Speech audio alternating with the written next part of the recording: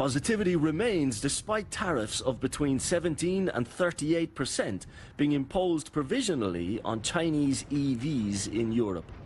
The EU says Chinese car makers benefit from unfair state subsidies, something that China denies. But the penalties are far from the 100% sanctions in the US and Canada. And while Europe is divided on the issue, experts say that tariffs won't halt the rise of Chinese EVs. The German government is not in favor of these tariffs. It's more the French and Italian producers who are afraid that their small cars cannot compete with Chinese small cars, and that's why they are pushing to have these tariffs. And they have enough votes in the European Council to have these tariffs confirmed. I think the impact will be limited. One way that Chinese manufacturers can avoid tariffs is by building factories here in Europe. BYD has already announced one in Hungary, and another Chinese car maker, Chery, is going to start making cars in Barcelona. Good news and some welcome jobs for the Spanish economy. Soy autónomo. Here at one of BYD's busy Madrid dealerships, customers care much more about the value for money than global trade disputes. In the end, I'm only interested in the final price the dealer can offer me. Sí. Yes, I'm convinced it's time to talk numbers now. Sales of Chinese EVs continue to accelerate in Europe, despite some governments trying to put on the brakes. Ken Brown, CGTN, Madrid. For Everything Electric Vehicle, Lauren Fix joins us now via Zoom. She's an automotive expert and editor-in-chief of Car Coach Reports. Lauren, welcome back. Now, it's the 5th ever World EV Day, reflecting on a journey from a simple concept to a global movement. How has the global demand for electric vehicles evolved in recent years? Well, it depends on the country. Some countries have picked up on it, like you're talking about with Brazil, but other countries have struggled where they don't have the infrastructure for the charging.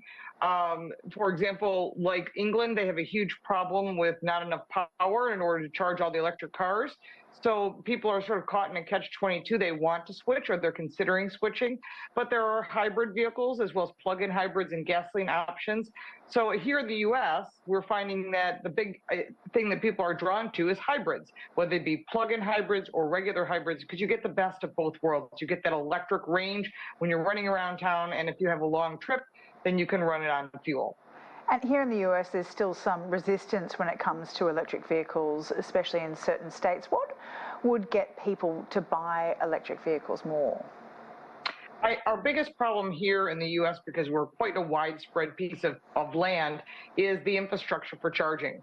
We've got multiple issues, one of them being that there's no fast charging in most cities. Billions of dollars have been invested, but very few have been built. Part of that is government regulations and restrictions, making it very difficult for those companies who could build quick are unable to do so because of all the government regulations and permitting that's required.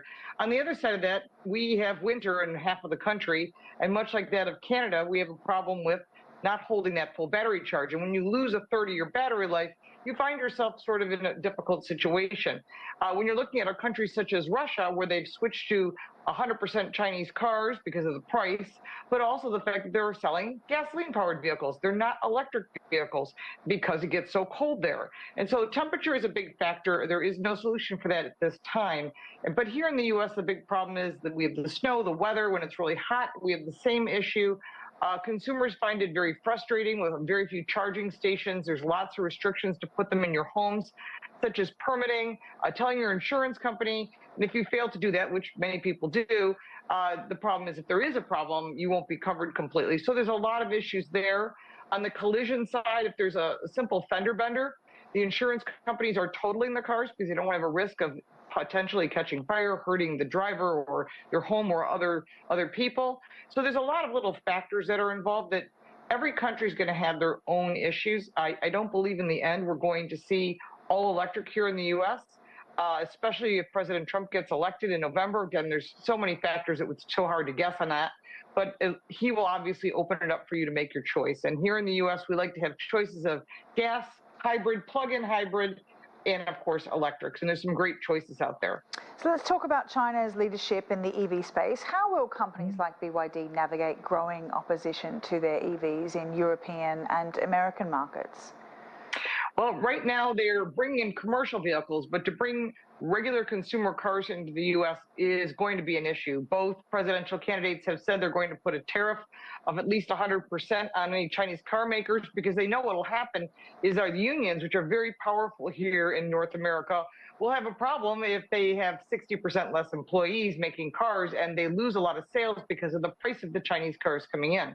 That's not to say that the cars from BYD, Chery, SAIC, and all the other brands aren't great quality cars. It's the fact is there's a lot of competition. We already have other brands building here in the U.S. So the one thing they would have to do is build product here in the U.S. with U.S. employees in order to sell here at the proper rate. They're already selling many of the components, especially the batteries, here into the U.S., but there's starting to be a lot of pushback on the federal government side that if you want that federal tax credit, which every brand does, to incentivize consumers, the only way you're going to get that is if the battery is built here in the U.S. And the only one who's been able to work around that is pretty much Tesla, who seems to be able to work it very wisely across the entire world. And what role is government and policies playing in shaping the future of the EV market? That is a very good question. It is a huge impact here in North America. I know that like I said, if President Trump gets in, you're going to be open to your choices with no federal tax credit or support. Each state will have its own choice whether to support that additionally. I do know that 4 states, California, Illinois, New Jersey, and I believe it's Connecticut, have also run out of funds. So if they run out of funds to help support their citizens to purchase an electric car, that will make it more expensive. I do know that some brands are having trouble selling here, like Nissan's having trouble with the Aria. They've brought the price down to $199 a month, no money down. I mean, it's getting to be pretty crazy with 0% financing for 72 months. So all the brands are trying very hard to incentivize consumers, which is what they're going to have to do if the policy goes into place that there is no additional support from the federal government. Lauren Fix, really appreciate your time. Thank you. More electric vehicle content coming your way next. Our upcoming focus, Africa and EVs. Don't go away.